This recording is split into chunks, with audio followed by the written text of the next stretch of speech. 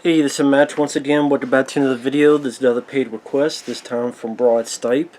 Thank you so much for that. And for those interested in requesting pretty much any type of videos, topics, reactions, commenters, reviews, whatever it may be, feel free to send them either directly to my PayPal or join my Patreon. Both things are down below in the info box.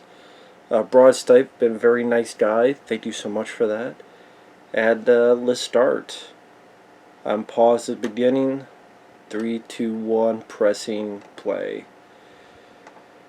It starts out with anti-piracy warning, not a victim of crime, Well, this movie's a victim. Definitely a crime. Crime against taste. Crime against common sense. Crime against forethought. Like, don't make the damn movie. As the Universal Studios logo plays out, fades out, and now we have, for syncing, Universal Home Entertainment Productions presents A Red Road, The Hitcher, I've Been Waiting to. God. Why they thought this sequel was a good idea, I have no fucking clue.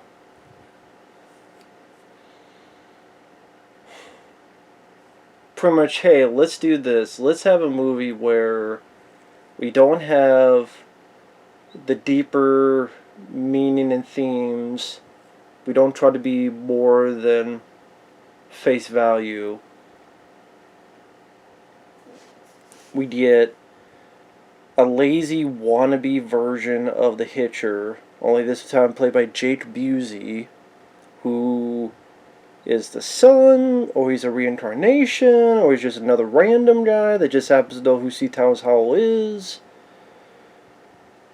Whatever the hell he's supposed to be. Never really any answers to that. Direct-to-video quality. And we bring C. Thomas Howell back and we're going to kill him off.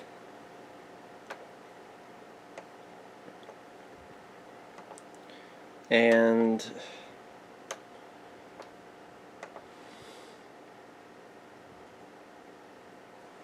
like, this idea at the beginning could potentially be interesting, where it's making the audience wonder.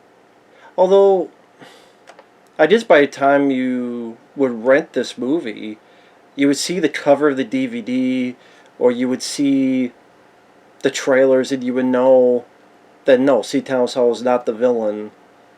But I guess that made it seem as if you knew nothing about the movie, and you're just seeing this absolutely fresh. And then you're like, oh, is he the villain? Like, is he another Hitcher? Did he become like the Hitcher? I could see the wheels turning on what the idea was, but I don't know. You never really bought that, this guy was the. So maybe it's perhaps a valiant effort, but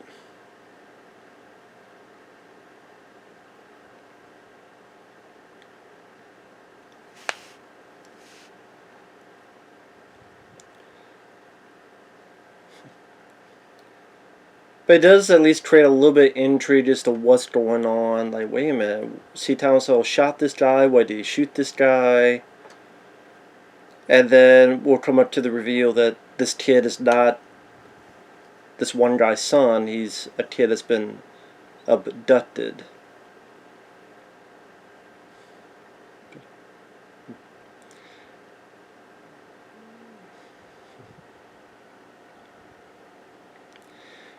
But the way this is done in order to do that is like, he could say,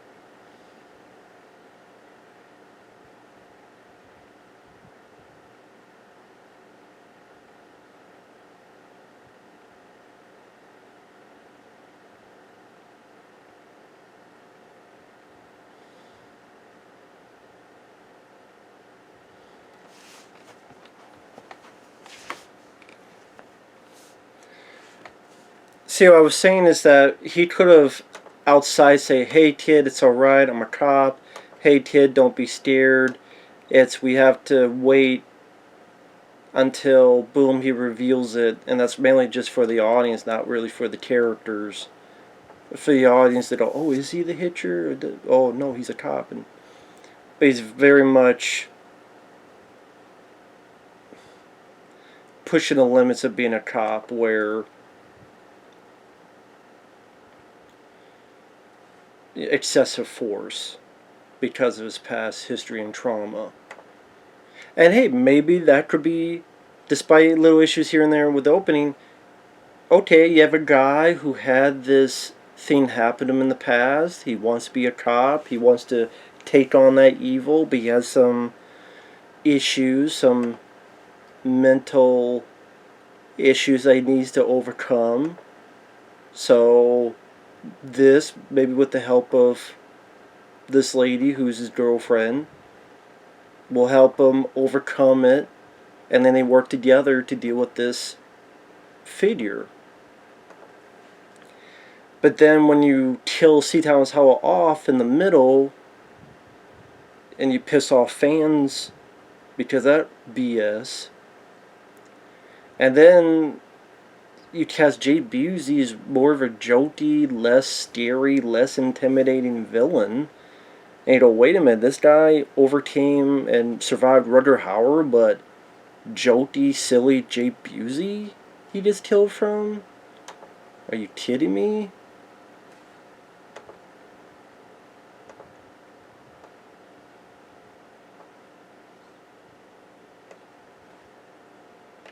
Like, come on now.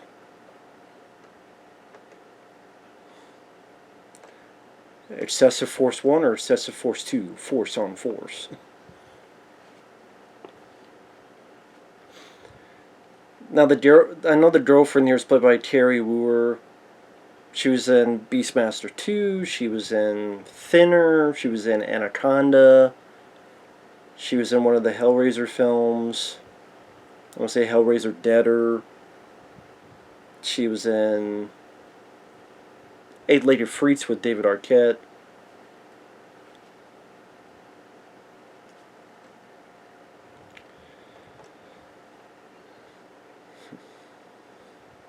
This movie needs to take a damn break.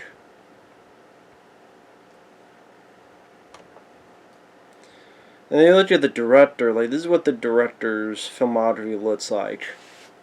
A film called Final Judgment, Connoisseur 2, Soldier Boys, Retroactive, Bats. I actually like Bats. I actually don't mind Connoisseur 2. But then he did this and did Joyride 2.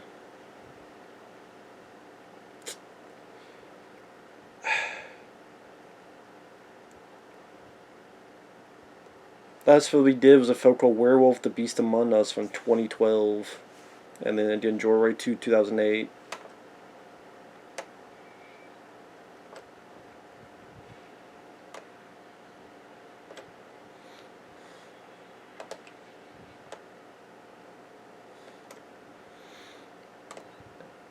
And they were able to get the footage from the first film, as we were able to see, little bits of footage there. But again, it's like, it seems as if we're going to stick with this basis, and then it moves away from that into being Kari Wuhrer's film. And I think that's one of the many mistakes this film makes. And honestly, you just say The Hitcher never needed a sequel.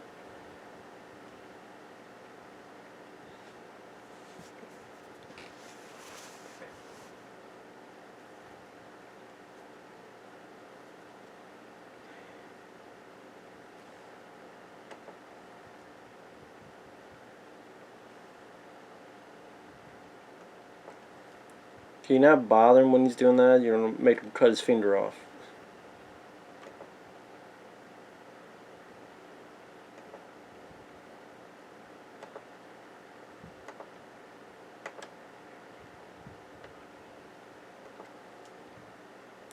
Now, Captain Estridge was played by a different actor in the first movie. He was played by Jeffrey DeMunn. but I guess they couldn't get Jeffrey DeMunn back, so they get another guy to play him.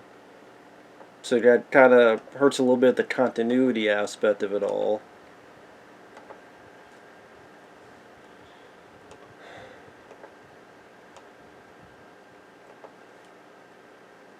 And yeah, you get that, of course, that contrivance of, lo and behold, he meets yet another killer hitchhiker guy. Again, how convenient that happens to be.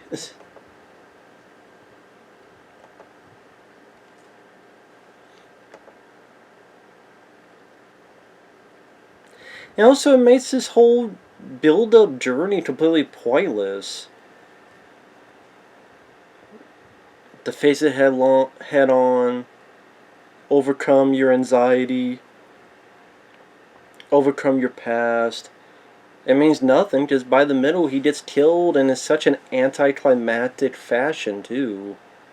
You're like, what? Really? That's what happened? Really?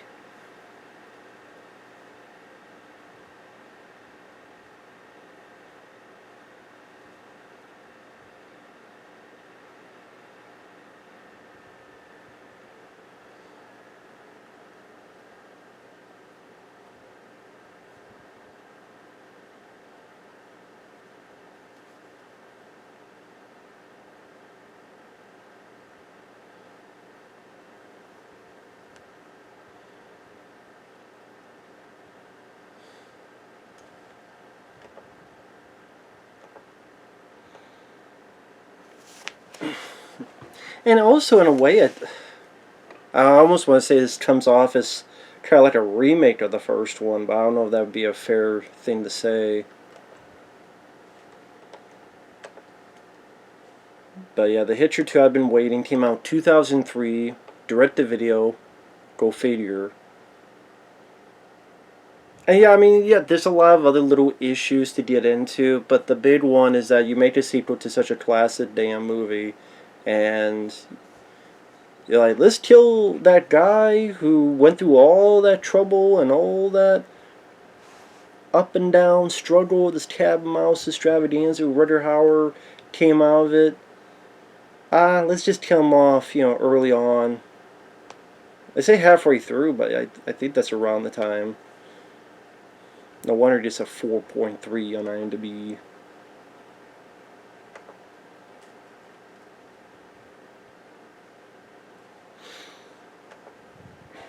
And the original Hitcher, to me, is just a fantastic movie. It's literally one of my favorite films of the 80s. It's such a great road movie, beautifully filmed and photographed. Rutger Hauer is just intense and scary as the Hitcher. C. Thomas Howell is very likable and easy to feel sorry for. And then you can look at it a lot of deeper ways. Is the Hitcher teaching him how to be a man? Is the Hitcher someone that wanting to find someone to stop him and he can't find anyone, but he sees his kid have the guts to push him out of the car and go, this is interesting. Now I'm not so bored, or maybe this guy didn't take me out because I won't take myself out, or any other deep themes you just get into. Or hell, sometimes you wonder, is Rutger Hauer's character kind of like a ghost or this weird other form, because like he'll appear when he needs to, but like on purpose. I just has a I don't know how to explain it. Just I got it. Sometimes there's just films you watch, you just get it. And the original Hitcher was one of those. Still does not have a Blu-ray in the U.S. Whatever the hell the rights are. Which is weird because people did get the rights to make a sequel, and people did get the rights to make a remake, but no one can get the rights to do a damn Blu-ray in the U.S. I don't know what the hell happened. So there's some talk about a 4K version of this film. I don't know what the hell happened to that. Didn't they say there was a 4K version of The Hitcher? What the hell happened to that?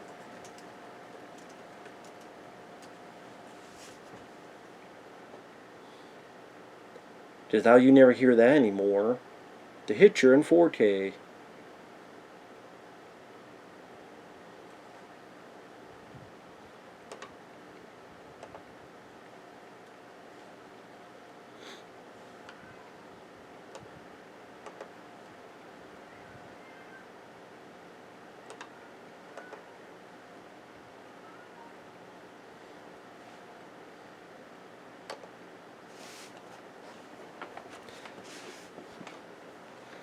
just more showcase of him going through these issues and these memories.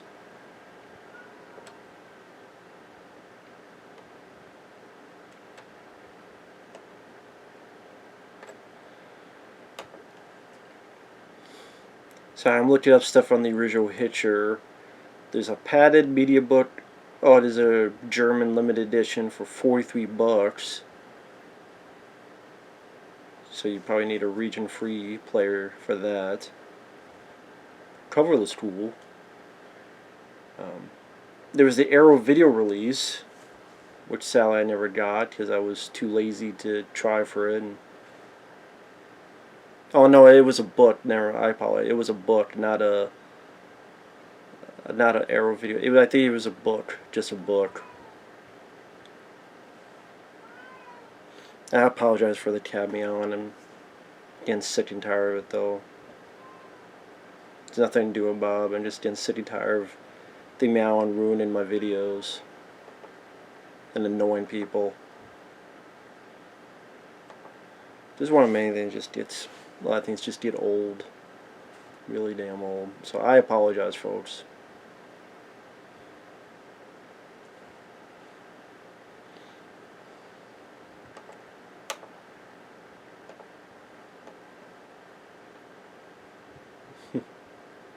Can't really blame him for not stopping.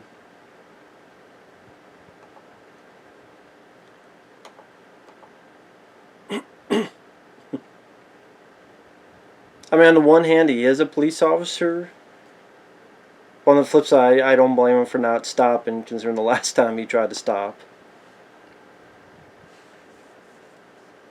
But again, the contrivance of just being on the right road, on the right strand of road, and stretch of road, for the same thing or similar thing to happen.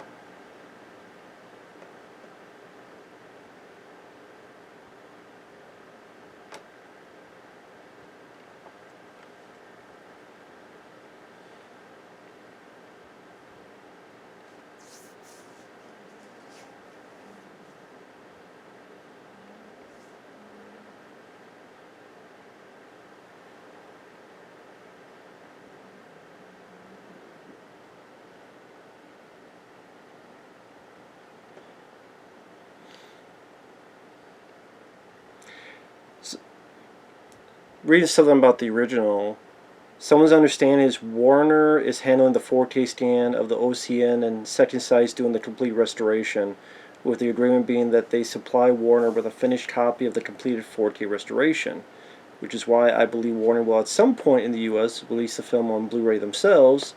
I doubt they would have interest in putting out a UHD 4K themselves. Then someone going, well, Warner Bros. May not release it, but maybe they'll give it to like a Stream Factory or some other label.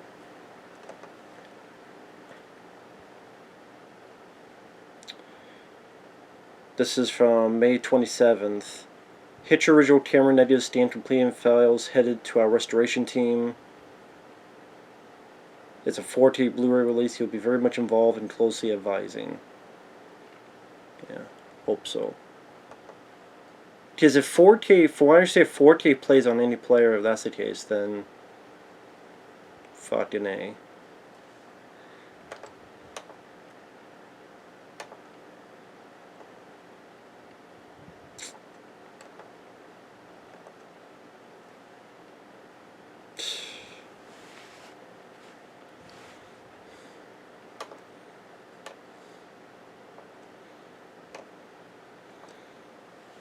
See, yeah, Jake Busey's going, I've been waiting for you. And then again, it's...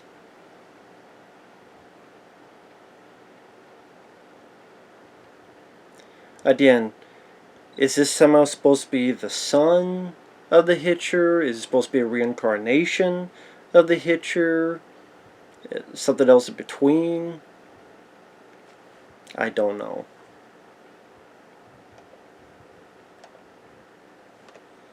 But if it's a reincarnation of the Hitcher, it's a bit weird because he doesn't act like the Rutger Hauer Hitcher. Is much more of a jokey type of character.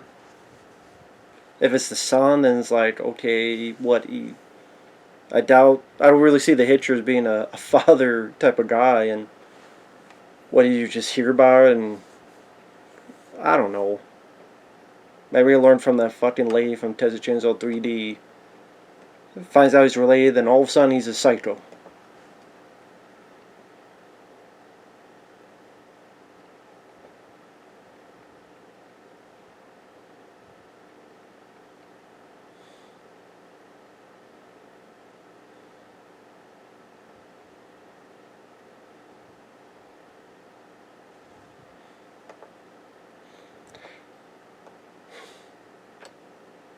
And yeah, I don't know. I still don't know why he got the damn. He picked up another hitchhiker. It makes no sense. You're like, oh, come on, man. Like, you don't pick up a hitchhiker again? I don't care what the girlfriend says. Or just tell her the truth.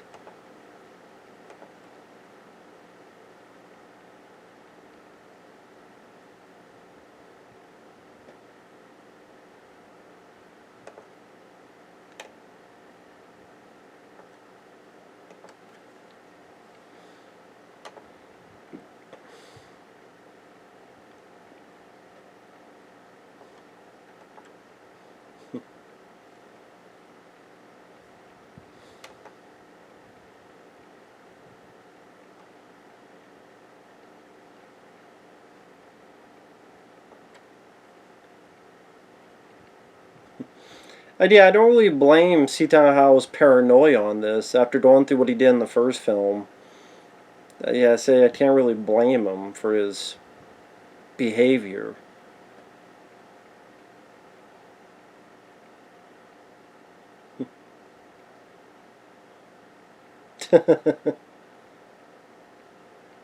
Why you have a gun? He's a cop.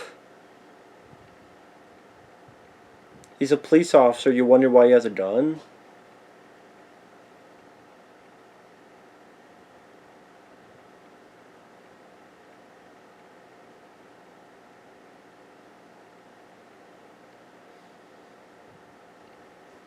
And yeah, I don't even blame him for this behavior. I mean,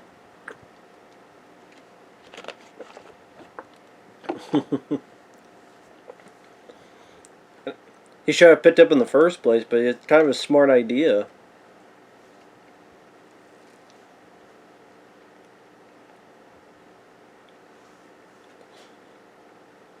Now, right, I don't know why he's never told this story to his girlfriend. I mean, I guess it's not something you tell your girlfriend every day, but if you're waking up almost every night fucking nightmares and all this other shit going on, you would think maybe this would be a type of conversation to take part in.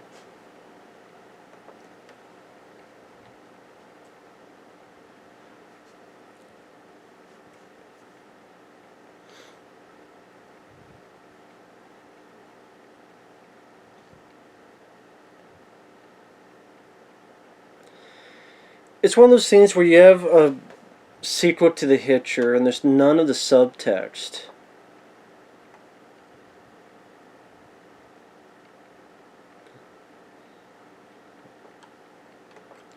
Not one single bit of the subtext that the first film had. And you look at the way it's filmed, there's a lot of the camera doing this, and let's get some of those handheld shots in. It's quicker to do it that way.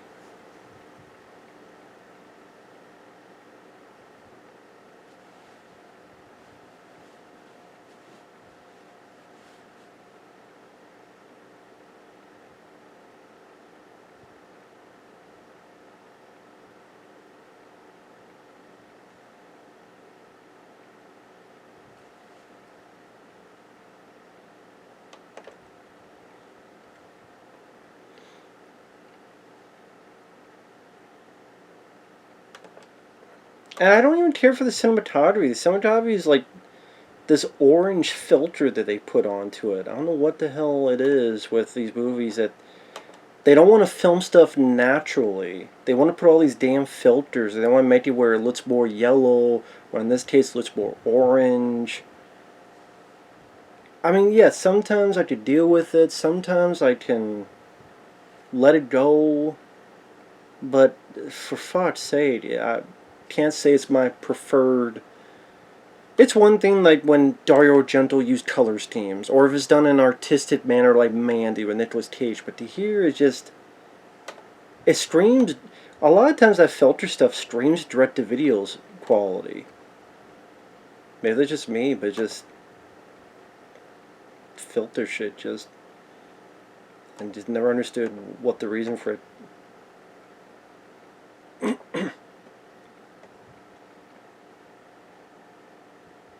And for I remember, this is like some of the dumbest cops you'll see ever.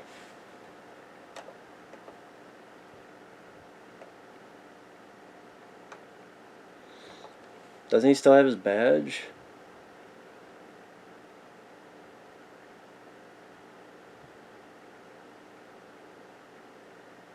Yeah, this is gun. This is a police officer.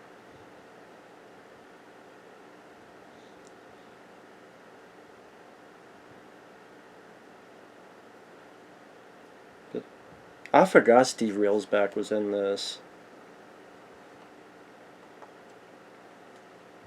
And completely forgot Steve Railsback was in this. Because Steve Railsback I don't think really does anything. It made me go, why the hell do you have Steve Railsback when he's given nothing to do? Hell, Steve Railsback probably would have been a better hitcher than Jake Busey. Steve Railsback? I think Steve Railsback would have worked better as a hitcher than fucking Jake Busey. Not saying it would make the film better, but Steve Railsback as the hitcher. C. Thomas Howell has to rescue his girlfriend. He could not save Jennifer Jason Leigh, but he can save this girl. And that would be nice. He couldn't save the girl in the first film, but he could save the girl in this one.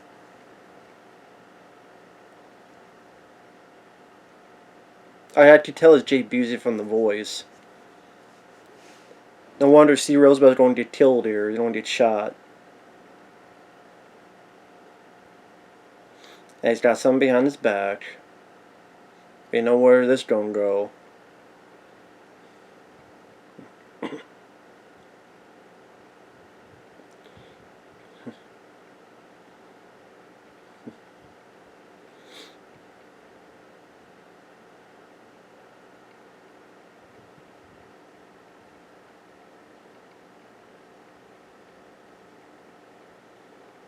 Yep. There goes Steve Railsback. No wonder I didn't remember him, because he gets killed like a minute after he's introduced. This seems like such a waste of Steve Railsback. Some people may go, who the hell is Steve Railsback? Well, Steve Railsback is a character actor that's been in quite a few films throughout the years, both as a good guy and a bad guy. I mean, Steve Railsback, he was probably most well known for playing Charles Manson and the Helter Skelter miniseries. And he did a really good job with that. But I mean, he was in The Stuntman, he was in Turkey Shoot, which is a pretty good exploitation film in my opinion. Life Force, the Tobe Hooper film, he was in the star of that movie. Blue Monkey, which I like. I think that's a decent, underrated creature feature film from 1987.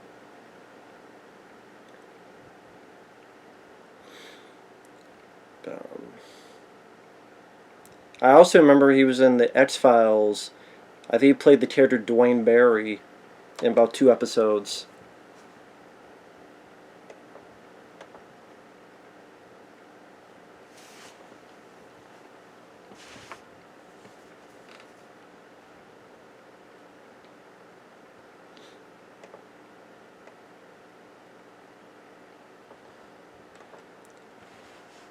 Yeah, you tell with the rights is that they couldn't get the rights to Rutger Hauer's likeness. That's why they keep hiding his face.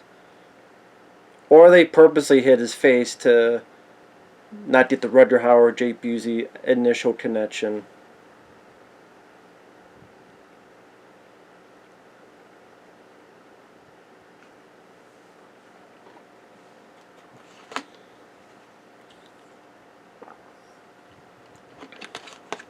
Now, see, C. Thomas Howell said there, no, he doesn't look the same, but it's him. I know it's him.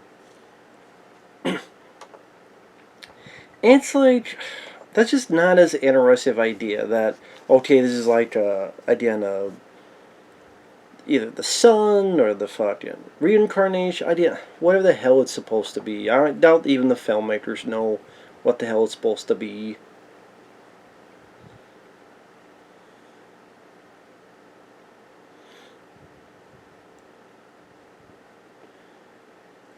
And it felt like there was no purpose for this movie to get made other than try to get a quick buck. Because I heard and saw that the original The Hitcher made a few bucks on VHS, so what do we have? Oh, maybe that's something people remember.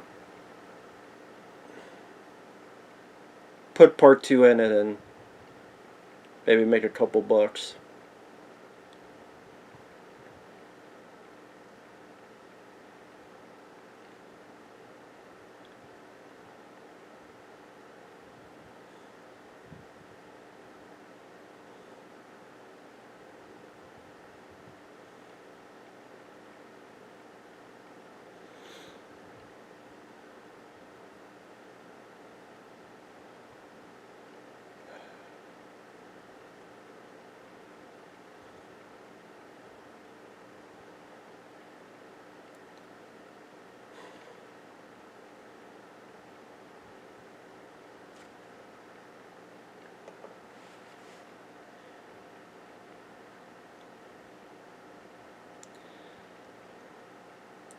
So have these over the top sort of interludes. Watch the sky and the photography.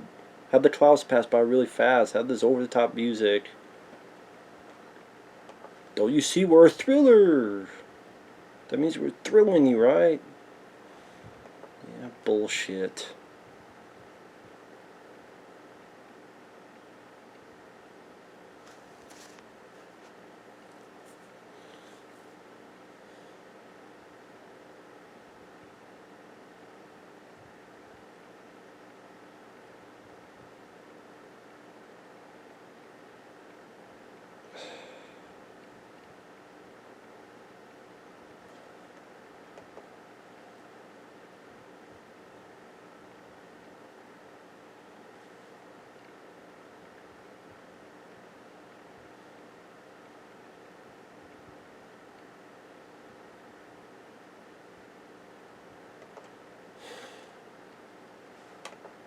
Again, sorry, I'm not saying much because I don't know what the hell to say about this.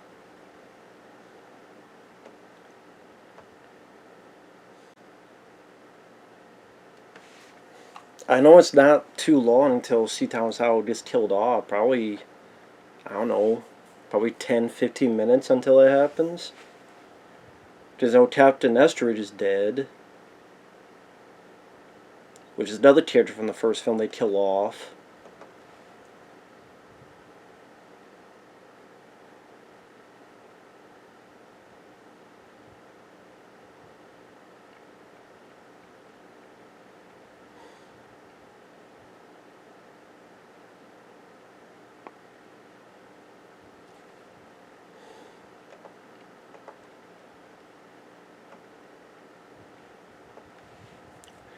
His wife did. And I can see where people go, like, it kind of comes off like the original because what's the plot kind of the basis right now? Okay, Jim Halsey and a girl are being trapped by a killer hitchhiker, and the cops think they did it. Like did the first film. Jim Halsey's with a girl, only Jennifer Jason Leigh, trapped by a hitchhiker, only that's Rutger Hauer, and you think, I mean, the cops are after them. Yeah, the same as in the first one, this one.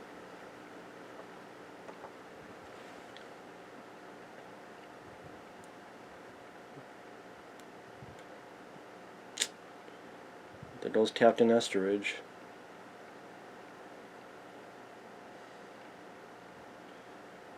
I swear I saw that guy like breathe around his neck, but maybe I didn't. Just a waste. Fucking waste.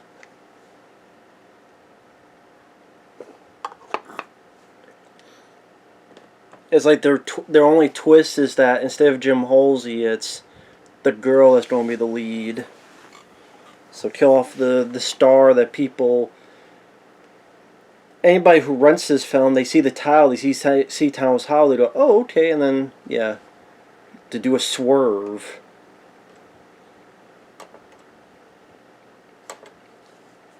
And to me, there's not enough other stuff there to really carry over as a film unto itself. It's not creepy, it's not scary, it's not suspenseful, it's not creative, it's not really not much original. It's direct to video, so low budget shows.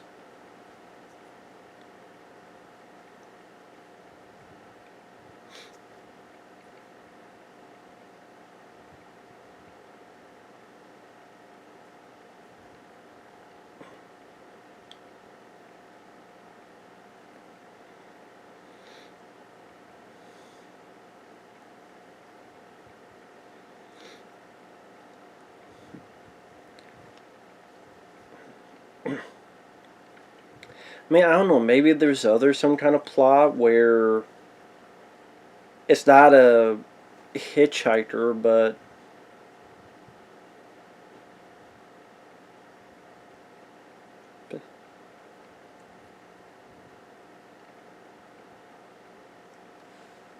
okay. So no, it was 5 minutes later. It wasn't even 10, 15 minutes later. It was 5 minutes later.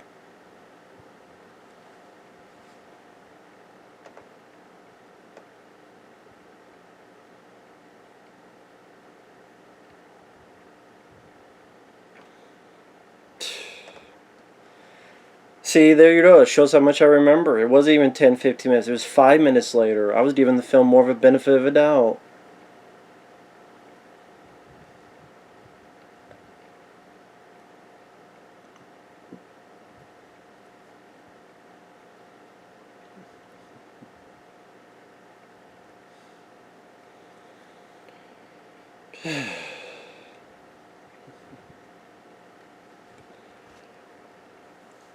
So we're gonna be left with like 50 some minutes left.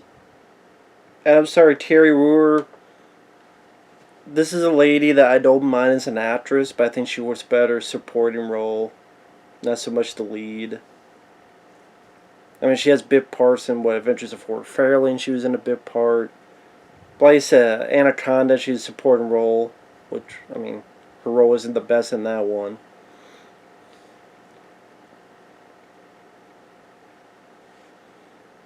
Okay, she just got shot in the leg. Now let's see how much she reacts to that wound throughout the picture. Remember, she's been shot in the leg, so we'll see how much of that.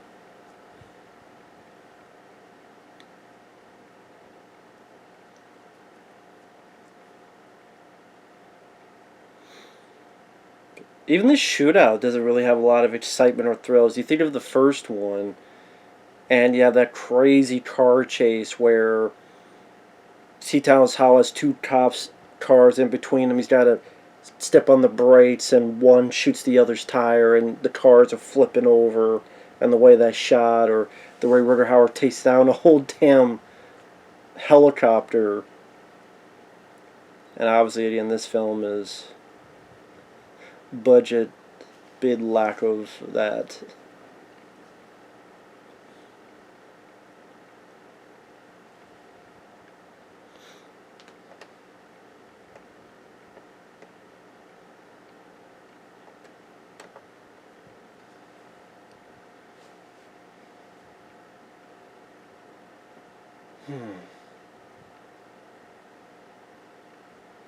Just fucking lame. It's just fucking stupid and fucking shitty. Oh, you keep saying that. What else you gonna say? Well, I mean, it's. What more am I supposed to say? That's how it is to me. I bet that's how it is for a lot of people.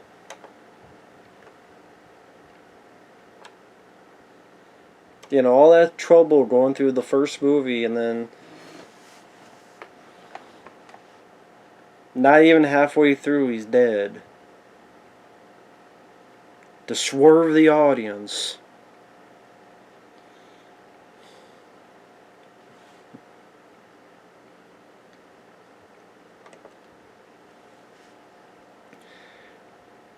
Then director try and do some kind of weird artistic shot of seeing a bunch of fucking clouds and mountains as he dies.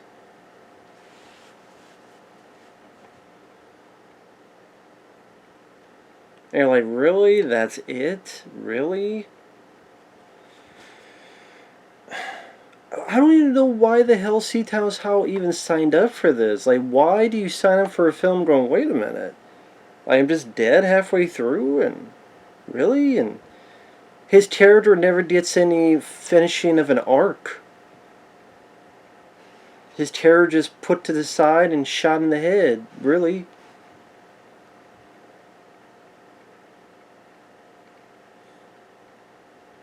Thrown away like garbage. Just completely fucking stupid. That'd be funny is like she just gets in the truck, goes to the airport, goes home, credits. Jake Busey waiting there. Wonder where the hell she's at. She probably wants revenge for her boyfriend, right? Where'd she go? They just wait there the whole time. So then you kill off not only Captain Nestoridge, played by a different actor, but you kill off Seatown's. Seatown's must have really needed the paycheck. He must have really needed the paycheck. Guess, you know, other than those War of the Worlds asylum movies, wherever the hell they were, it's like, I need to get some more jobs. I mean, to be honest, what the hell was Seatown's, what, The Amazing Spider-Man? And we just already not the fun. This director loves his clouds, I'll say that. Maybe it's a cloud fetish. Some have a foot fetish, some have a teeth fetish. This director has a cloud fetish. Take a drink every time cuts to a shot of clouds. I don't know, maybe he wants to fuck a puff of cloud, I don't know. Maybe he thinks his nickname is Puff the Magic fucking Dragon, I don't know. Or that orange filter.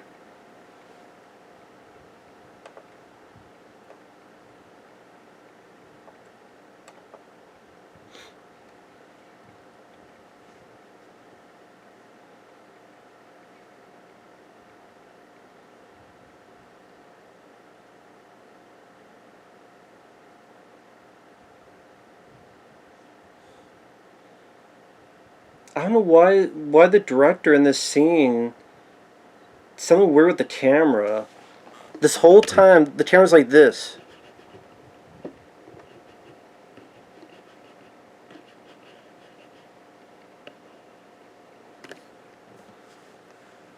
Just because the structure's ready to go, so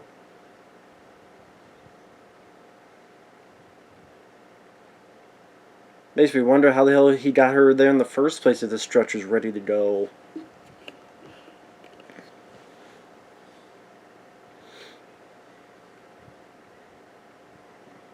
No, he's off doing Starship Troopers. Where the hell else movie's doing?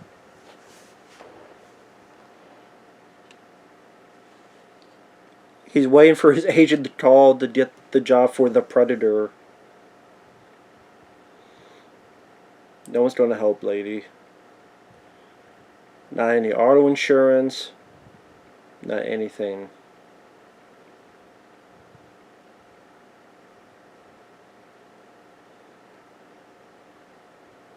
I don't know, try call Dennis Haysbert or something.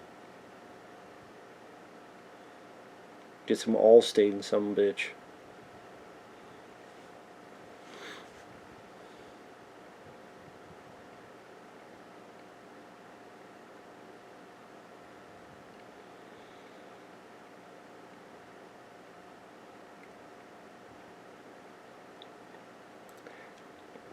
Yeah, it makes me wonder how the hell he climbed all the way up with her body and dumped her in there if this place is this... Like, look how fragile this place is. How the hell did he get up there in the first place with her body and put her in there? Look how easily this place has fallen apart. Again, look at that. Look how weak the wood is. How did he even climb up there with her body? Think of the weight. You are climbing with a person on you. But yeah, it's this weak of a foundation. How did you get up here in the first place?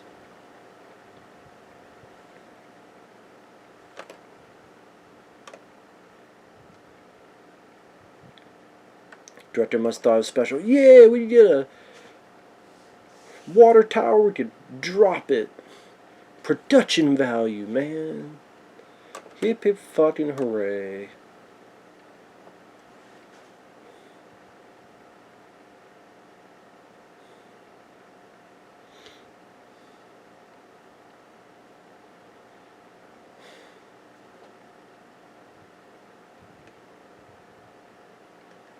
Maybe that's the truck from Duel.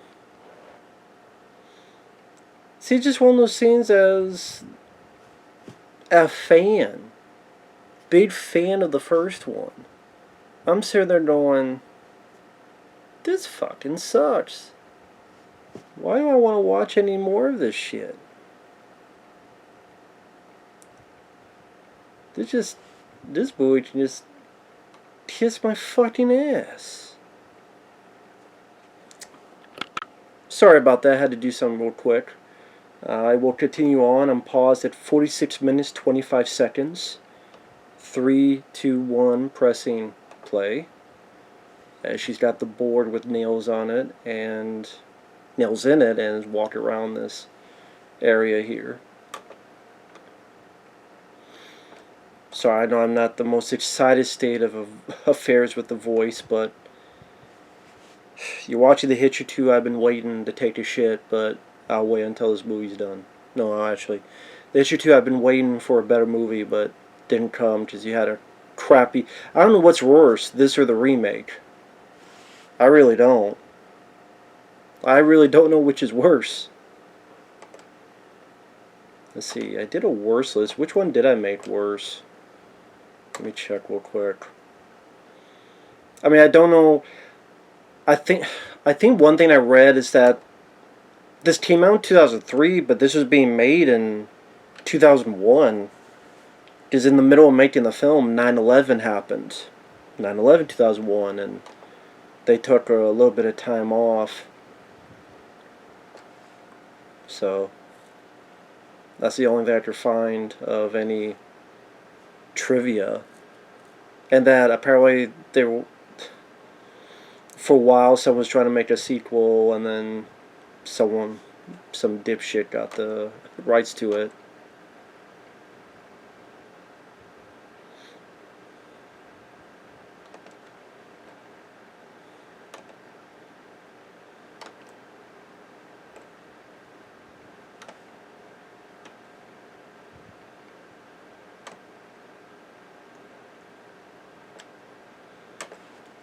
Let me see. See, I have a letterboxed under my username Ramborat for Life. I did the worst films I've ever seen up to 100, and try to see where I put this on here. Because I think I put the remake as worse. Let me double check. Well, actually, no, wait.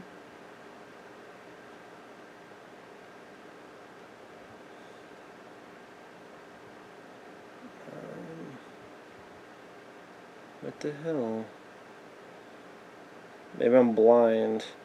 The remake I put at number 53.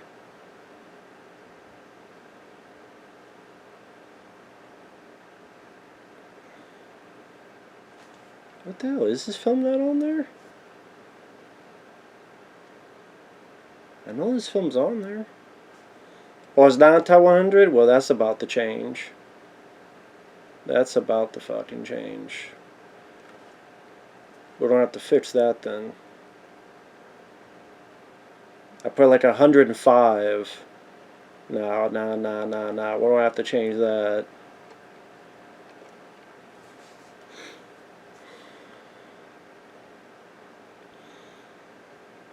I don't know, there's a lot of bad movies on here, man. That means I have to pick which one to take off. Well, you know what? Let me do this. The Hitcher, you are going up. Which one? I don't know. Would I rather watch John Henry than this? Sadly, yes, because it doesn't piss on the first one. The Fog remake, yes, because there's more to laugh at with the Fog remake. Bulletproof 2, yeah, just a stupid thing. Is it worse than the Black Christmas 2019 remake? Yeah, I mean, it's all based on emotion for me. So you know what? I'm gonna put it.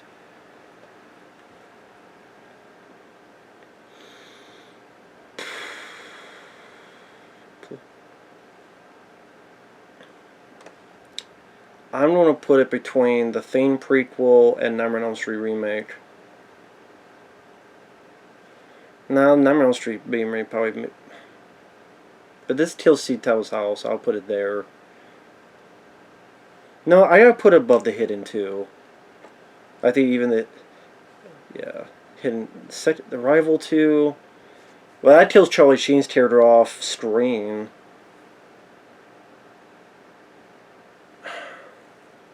So I don't know which is worse, being killed off screen or being killed on screen. I don't know which is worse. Louis Fuller. Fuck, that's the tough thing. Like, I don't know. It's hard to know, man. It's hard. I don't know. I don't know. God, that's tough. See, that's the tough thing about doing lists. Like, well, is that worse than that? Is that worse than that? Fuck, I don't know. It's not Lex Luthor trying to take off a t-shirt. I don't know. I don't know. You know what? I'll put it above the Thing prequel and Nightmare on Elm Street remake because this is one of those sequels that just shits on the original, and I'm such a huge fan of the original.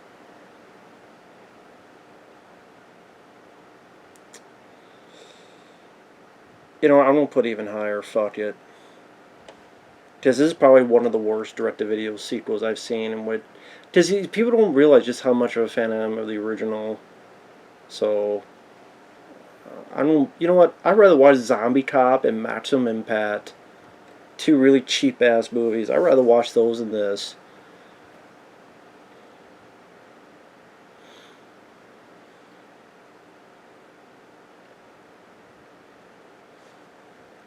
You know what? Funny. I'd rather watch The Telephone than this. Christmas Vacation 2. So I guess it's, do I think this or the remake is worse? You know what? Fuck it. I'm gonna say this is.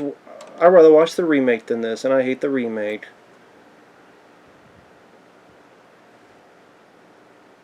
This gotta be in my top 50.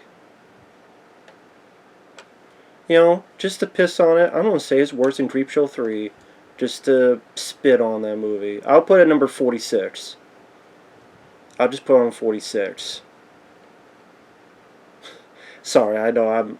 Does nothing much has happened on the fucking movie? Of course, it's the girl wandering around, the cops. She's going through the same thing as Seatown's Howell. Tossed to the cops saying, hey, come on in. I didn't do it. I didn't do it. The same fucking thing that happened to Seatown's Howell in the first fucking movie. As much as I don't like Chiller, it's just more boring than anything. I'll put that out of the top 100. There's some movies I think are worse than Chiller's terrible, but yeah, I'll do that. I'll probably watch Chiller than The Predator. So I'll just do that. Outside of the.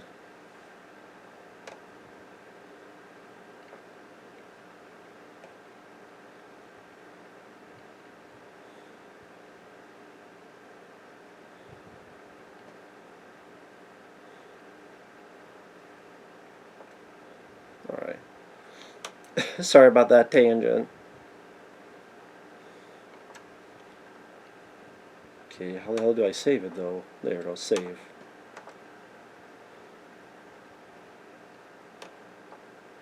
Alright, back to the film. back to our regular schedule program.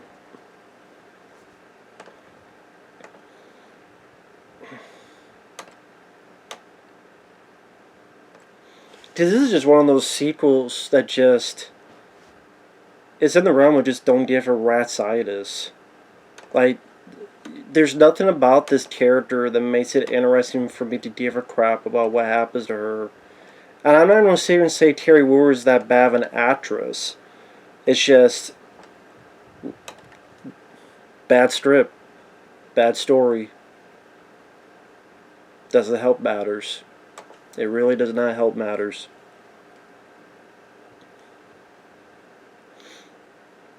Okay, she gotta look at herself in the mirror. Or a piece of glass that she found. So yeah, I put it number 46, and then the Hitcher remake is number... What number is it? 54.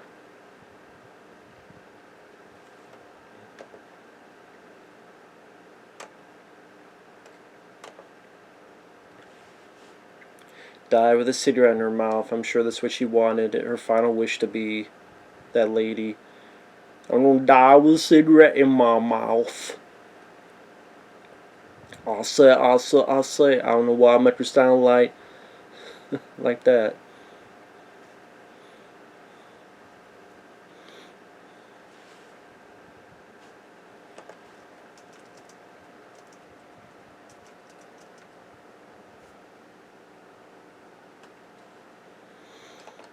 Is it where like Jake Busey has like a damn chef's hat on?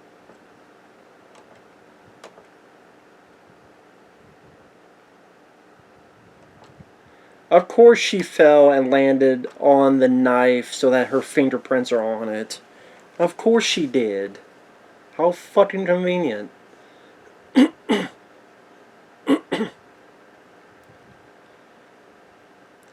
By the way, how were phones in 2003? Would they be able to take a picture in 2003? If so, like, you take a picture of the motherfucker? Maybe not. Maybe that's not how it was in 2003. I'm so used to phones nowadays, just take a picture, video, but...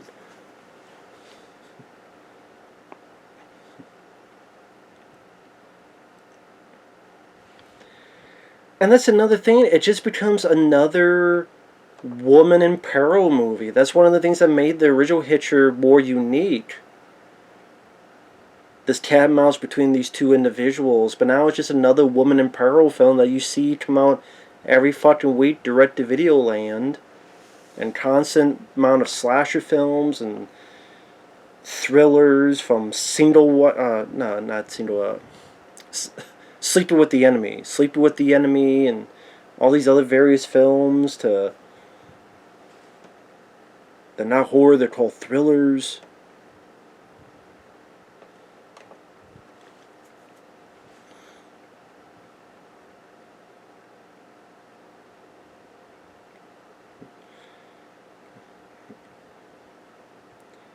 So then Jake Busey, he's chatty, he's talky, he's goofy, he's wearing a chef hat.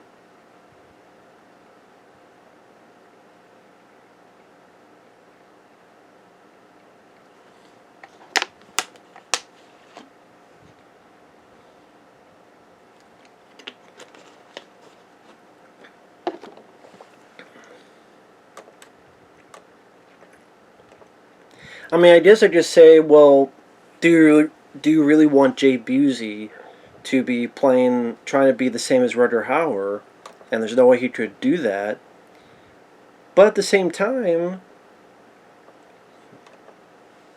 when it's trying to tell us that, if it's trying to imply he's a reincarnation of the first one, then yeah, it's a bit weird that he's acting totally different and chattier, but it's supposed to be the same. Again, I don't even...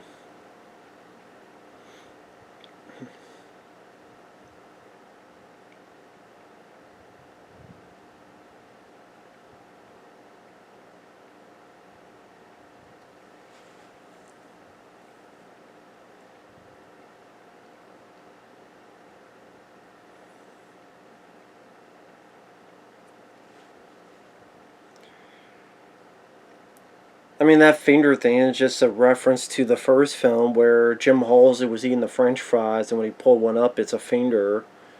So having it be now in that's obviously a reference to the first one, giving him meaning to the word finger fries.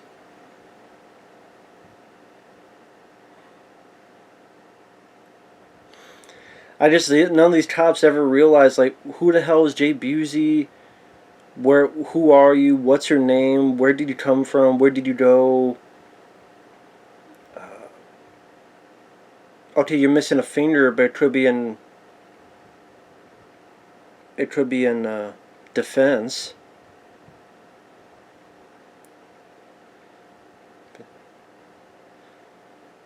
I mean, what if you told the cops, they arrest him, but then they don't know anything about Jay Busey? They don't know who he is. They don't know his name.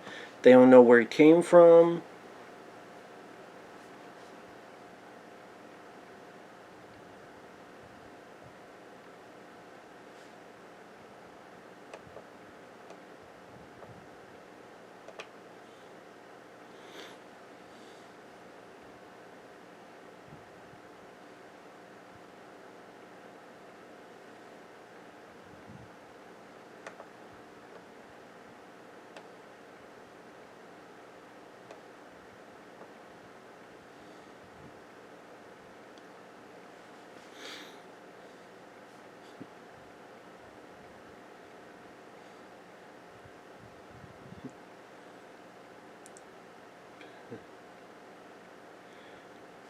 Why did she catch the gun?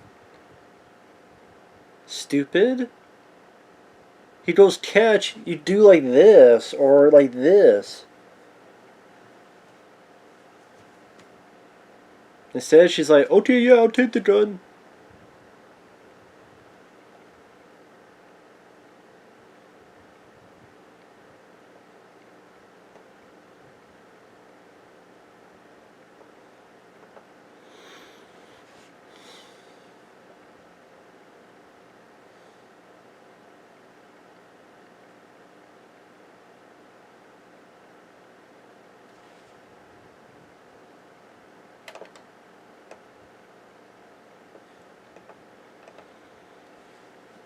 Now, that right there with Jake Busey, they would take the guy in, put him in the car, stay there because we need to talk to you. We need to ask you questions. And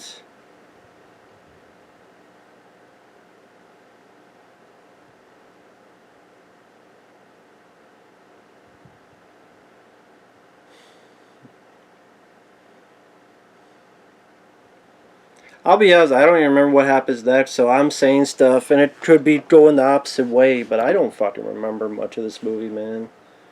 So she did get arrested. Oh, did she get arrested so we'd have another police station death count like in the first one?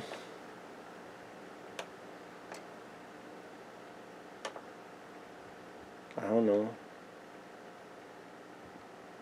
Is that where my pain pills are in? Or is that little tablets of Viagra in it? Is this where... Is that where Amber Heard keeps her cocaine?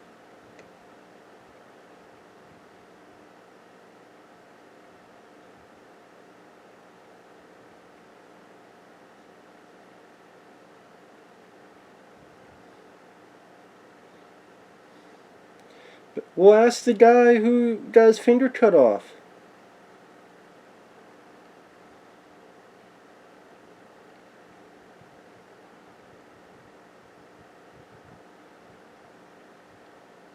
Yeah, God forbid there are psychos out there that, make up shit. There he is.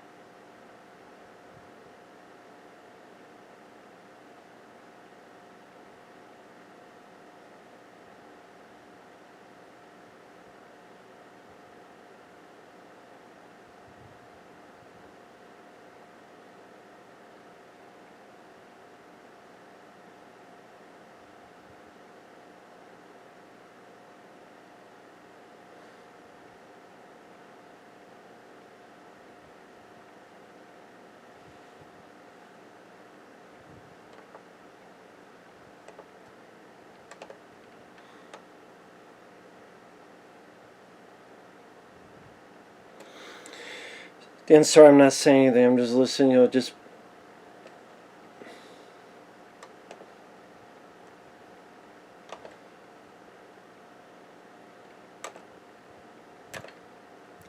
I could tell that this was just, hey, we really we put a number 2 in it to sell some units on VHS. What's the story? Well, we can't think of anything that original, so kind of retell the first fucking movie. Only have a bit more of a jokey killer with Jake Busey's character. Which idea you can't replicate Rutger Hauer's intensity, but again, they don't go with this whole bullshit. Oh, maybe it's Rutger Hauer reincarnated. Whatever the hell they were trying to do. Don't go that route.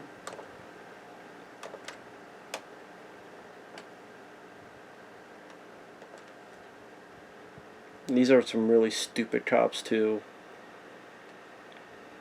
Completely stupid.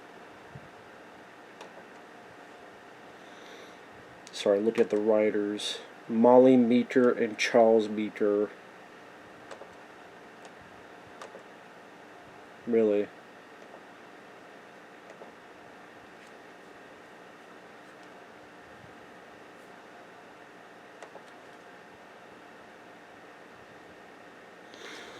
Okay, so Charles Meet.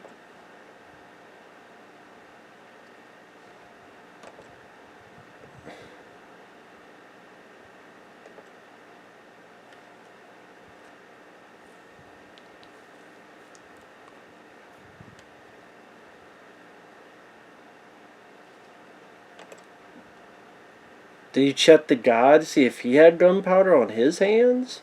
That his fingerprints were also on the damn shotgun?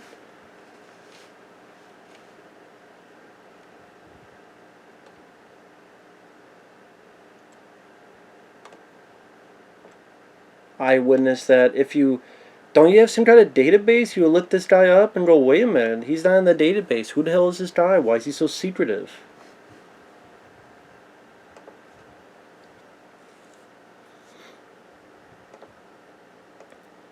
So you have a girl that there is some database, clean record, has her own business.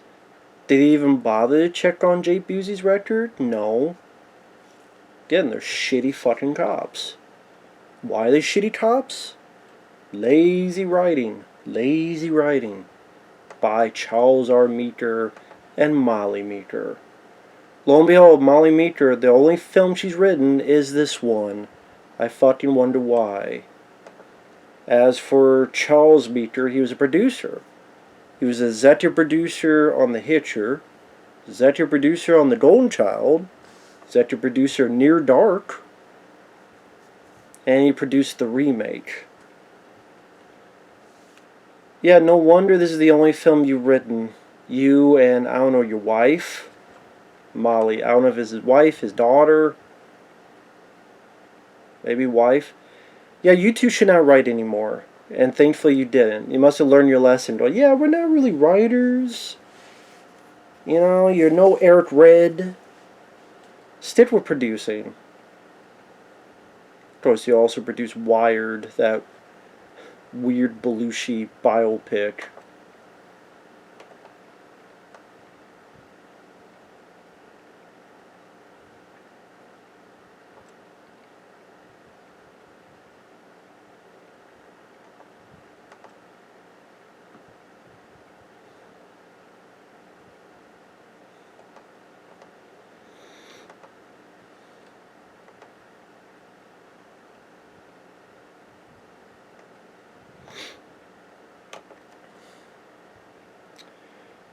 Apparently there were other writers on this. Molly Meeker, Charles Meeker, and someone named Leslie Scharf. The fact it took 3 writers for this is ridiculous. 3 fucking writers. And the only film that person's written is this movie. So you have 3 people that have never written a movie before, and this is the only film they've written. They've never written a movie before, they've never written a movie since. Gee, I fucking wonder why. So, let's see. Let's bring back Howell, guy from the first film, but he's in it for 35 minutes and then he killed unceremoniously. Then we're with Kari Wuhrer, where we have not made her much of an interesting character. All we're doing is just the same shit. This seems like a movie that would come out today. Honestly. Kill off the guy make the girl, but she's doing the same fucking thing the guy did in a lazy wannabe remake of the first one. You have a scene in a diner. You have something to do with finger and food. You got her being arrested. The lead being arrested. The lead being blamed.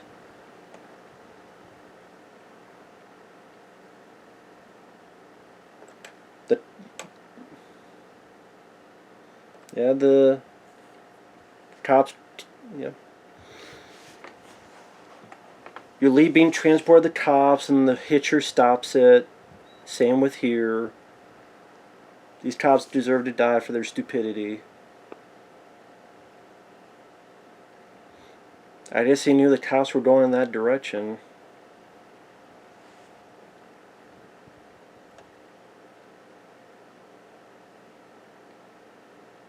Should have bleed her, you fucking moron.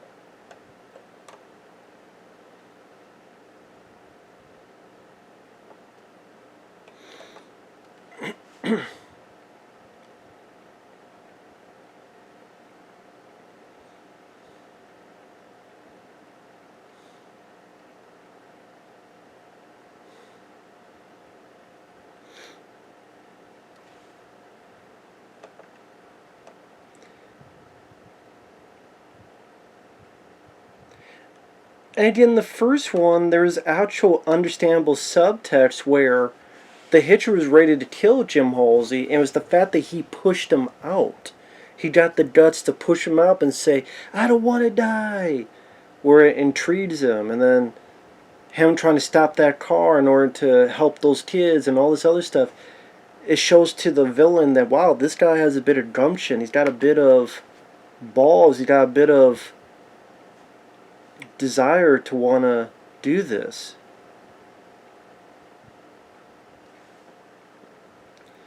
Of course, there she is holding a gun. She's an idiot.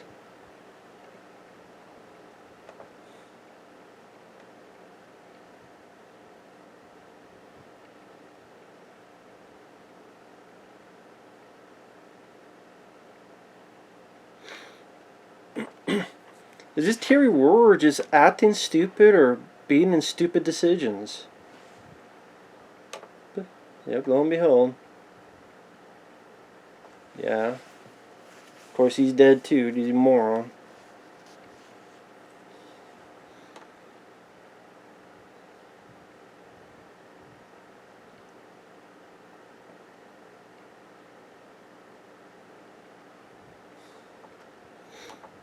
Again, that's one of the things that made the original Hitcher... there's a lot of things that made the original Hitcher interesting.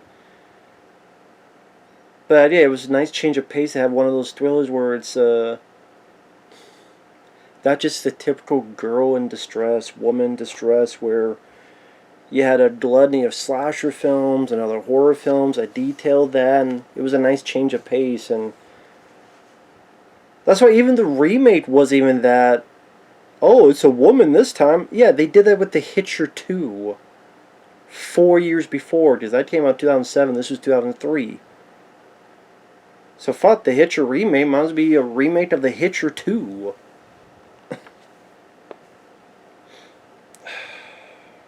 I'm glad there's 17 minutes left. I need 5 producers on this. Fucking 5 producers.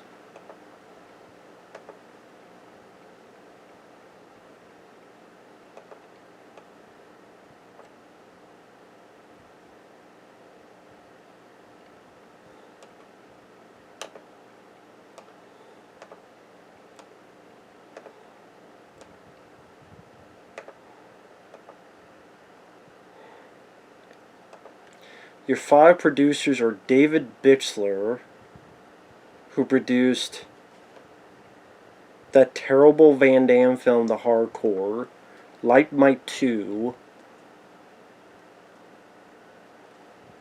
Beethoven's Third, retroactive.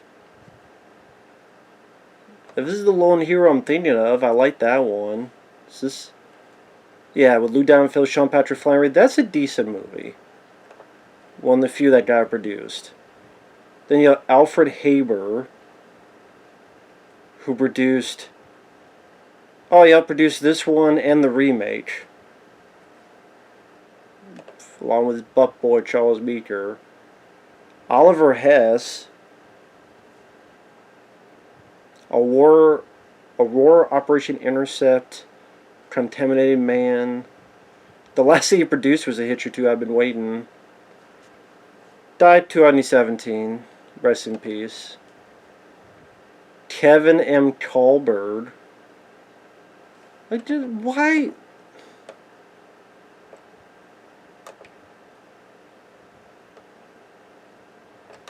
Five goddamn producers and 3 writers. Are you shitting me?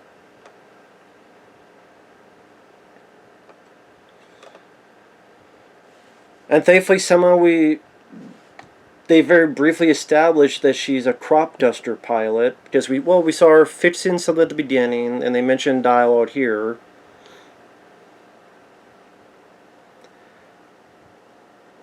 I will say, though, to be fair, to give one positive about the film, the director does showcase...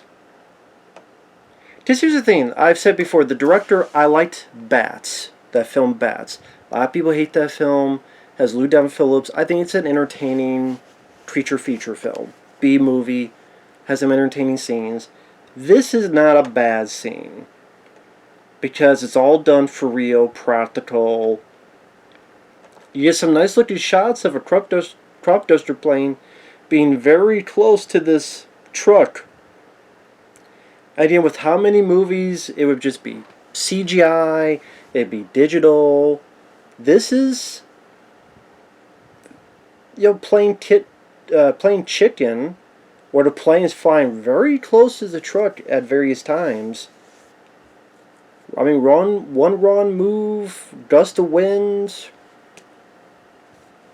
I mean,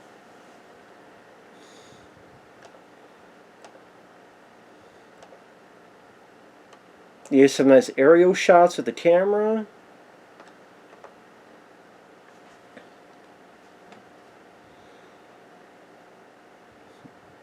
I mean, to give credit to the stunt people is what I'm getting at.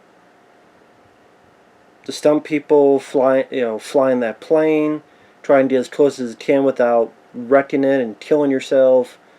Even the person driving the truck, you gotta be on the straight and narrow path, because you glide too far one way or another, mess up the timing. Because probably you wonder, like, what the hell can she do in this plane? But like, that's a nice looking shot, the plane right next to the truck. As that, it makes it a bit more unique too. The more typical is a car chase. Your hero flying a plane. During this, makes it, again, a little bit more unique, a little bit more to differentiate itself among other films of that nature. So, people say I'm not fair. I'm giving a bit of credit to that. Doesn't compensate for the rest of the film, though, for being just a bad ideas, waste of people, waste of Seatown's hell, waste of Steve Roseback. Jake Busey, he doesn't work as the intimidating, scary villain. He works like in a villain for maybe an action comedy movie, not really for that. Maybe they figure, he'll have a bit of his dad, Gary Busey's intensity, where like Gary Busey was Mr. Joshua and Lethal Weapon, among others. But it's like, if that's the case, turn down just his dad, Gary Busey, then, or something. He'd be fucking crazy.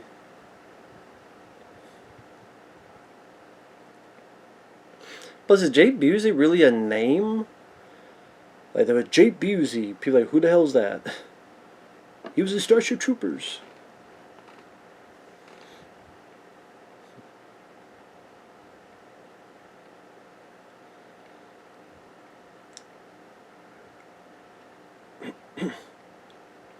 playing chicken with each other.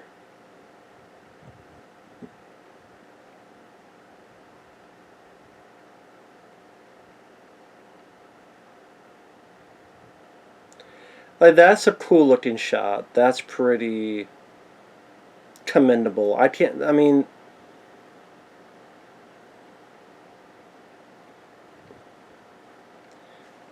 her wing smacks the front part of this truck. The way you see from the inside of the truck, of the wing hitting it, to seeing the thing crash. There's no crappy digital CGI intermixed into there. The edits are not too confusing. Like, that's probably the definitely the biggest set piece of the film. Like, that wasn't too bad. That wasn't too shabby for a direct-to-video film. For a film that I don't know how much it cost, that wasn't too shabby. That was pretty cool. That made me go, wow. Let's see Thomas Howell do that. That'd be pretty cool. It's like, see Thomas Howell, his girlfriend showed him how to fly a plane, and he knows a little bit about it, or he's flying it, and she's teaching him because she's wounded, and they do that. There you go. This could have been C. Thomas Howell overcoming his anxiety, overcoming because he got this love of his woman. He could not save Jennifer Jason Leigh, but he can save her. If he wanted to go back to, okay, we gotta redo the first movie, maybe be like, this is his way, his second chance to change fate in a way where in the first film the woman got ripped apart. Here, he saves her. He's able to overcome that guilt or anxiety. It might not be, still be considered a rehash, but better than what we got here.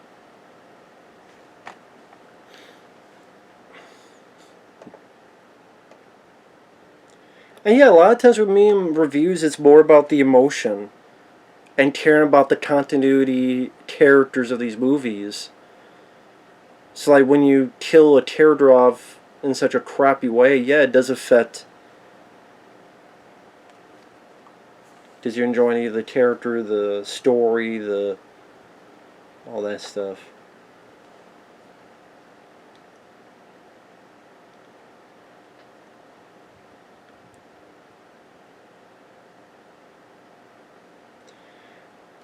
I forgot about this, that she pretty much does the same thing that the Hitcher did.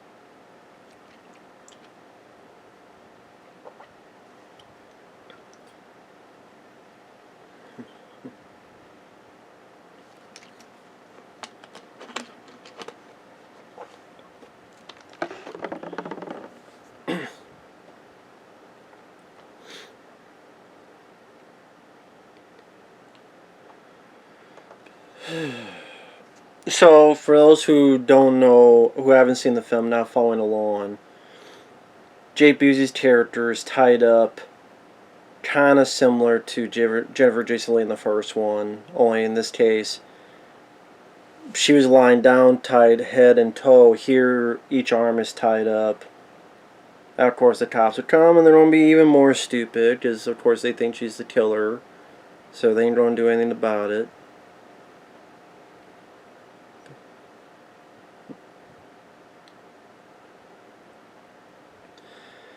Oh yeah, remember I said keep track of her leg? She just got shot once again in the leg. Once again. Now, before all this, did you see her with the leg? See how much that hurt her? Is that the same lady she was shot at, or was it the other lady? I can't remember. I can't remember if that was the same lady or the other lady. I can't remember that.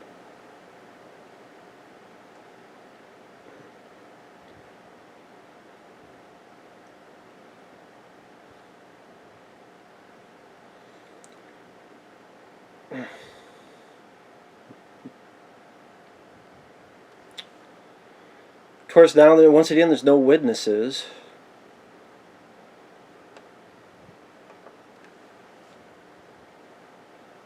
At least if he had saved that police officer, at least maybe there'd be a witness to what happened.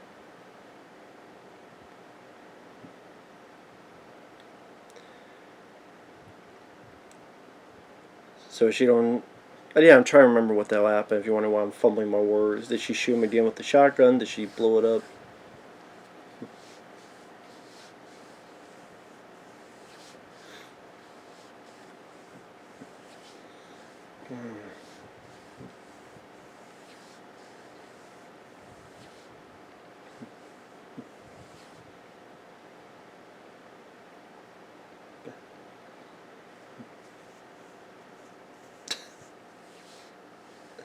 Damn.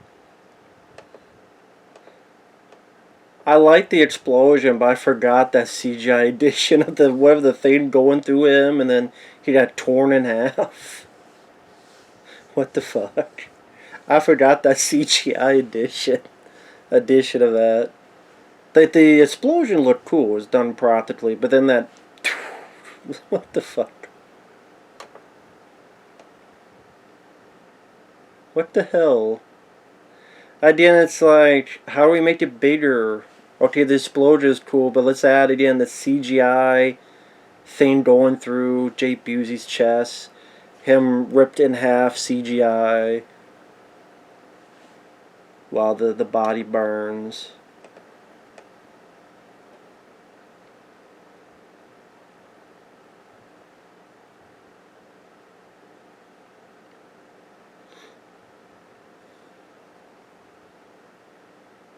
And the music trying to be so triumphant. It's like, well, technically, she's still wanted. Like, technically, the cops still think she did it. And that's how the movie ends? But, I mean, by the end, the cops still think she's a killer. There's no evidence, there's no witnesses. So they're still going to arrest her, and they don't think she killed everybody. They don't think that she killed those cops. She killed this guy. She's not. I mean, she's still going to be wanted. At least in the first film, they make a deal of he's cleared of his charges. He's going to be okay, but he knows this guy's going to kill again, and then he has to confront this head on. And yeah, they'll be pissed at him, but it's not like they're going to take him to jail. He'd be a wanted man. He's like, no, I have to kill this guy, and then they'll see, oh my god, this guy escaped. So even the ending, it fucks it up. Like, great, so I mean, I don't care about this character, but yeah, she's going to be arrested, fried, like KFC chicken, fricasseed, and or in a women's prison for the rest of her life.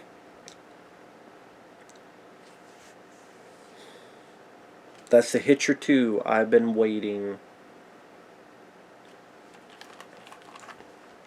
So we got a terrible, in my opinion, terrible story. We got a lame usage of Seatown's Howell, and it long enough to have his name on the marquee. What marquee? The DVD cover.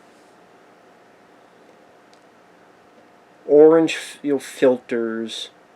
Jake Busey smiling, telling jokes, trying to be funny. Kari Wuhrer, I don't blame the actress. It's just the part she was given wasn't much. Trying to be like a lame version of the first movie with none of the subtext. none of the thrills, and none of the direction, writing, or dare I say pathos. I think the original can own up to that. That this, in this film is none of that. Waste of Steve Towns Howell, waste of Steve Relsbeck. Again, I forgot he was in this, and he's not credited.